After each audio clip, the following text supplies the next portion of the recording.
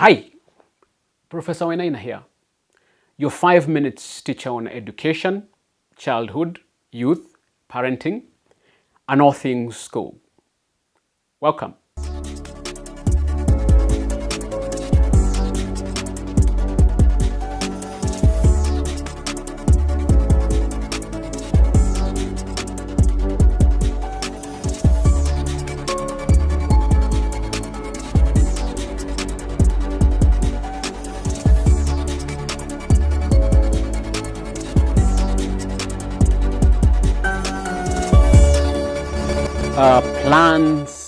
Planners, and planning. We spend hours, maybe days, weeks, months, and even years calculating the perfect move. But here's the truth. No matter how precise the plan, you won't know how it feels until you jump. That's the reality of life. Too many young people are paralyzed by overplanning, sketching out intricate blueprints for success without ever taking the first step. Planning feels safe, but action is where real learning happens. Here's the problem. Life is chaotic, unpredictable, and uninterested in your best laid plans. Helmut von Moltke, the 19th century military strategist, famously said, "No plan survives contact with the enemy." The enemy in this case isn't just obstacles or setbacks, it's reality itself. Reality will always deliver surprises that your plans can't account for. This isn't to say planning is worthless, it's just incomplete. A good plan might give you direction, but action gives you clarity. Think about it. The first version of anything, a project, an idea, even a choice, will rarely be perfect. That's not a sign of failure, it's simply part of the process. Progress comes through action, reflection, and adjustment.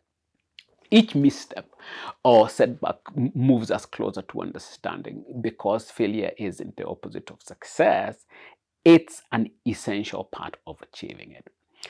Research supports this approach. Studies in behavioral economics show that overthinking leads to analysis paralysis. We use the term analysis paralysis to refer to a state where too much planning reduces your likelihood of acting altogether.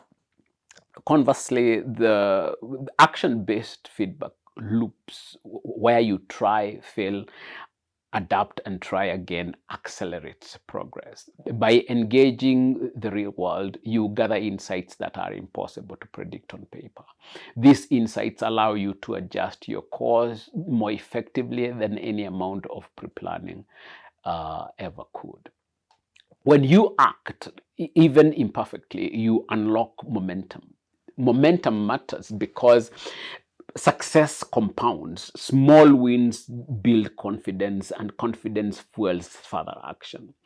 Think of this as a snowball effect. Starting small might feel trivial, but as you roll downhill, you gain mass and speed. The larger the ball, the more power it gathers. You can contrast this with standing at the top of a hill, still debating whether to push. Now, you may think, but what if I fail? Well, you probably will. Good. Failure is your best teacher. It strips away illusions and shows you what works and what doesn't. Failure delivers data, valuable, actionable data you cannot acquire from any amount of planning. A single attempt, even a failed one, is more helpful than 1,000 hypothetical scenarios. Here's what you need to do. Take the first step. Launch the idea, test the theory, send the email, make the call.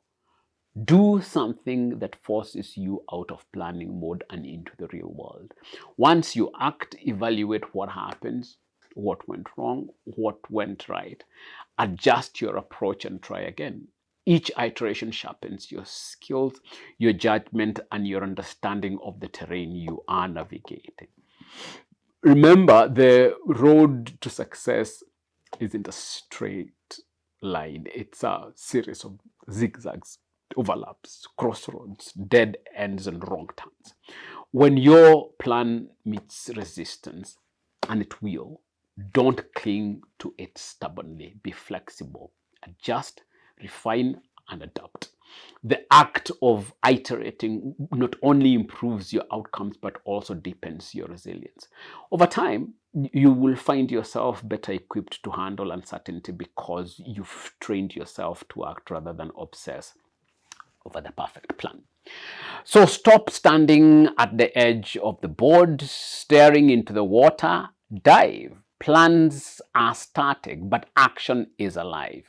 It breathes, adapts, and evolves. And when you find yourself floundering, when reality smacks you on the face like cold water, remember the swimmer learns more from the splash than the spectator ever does.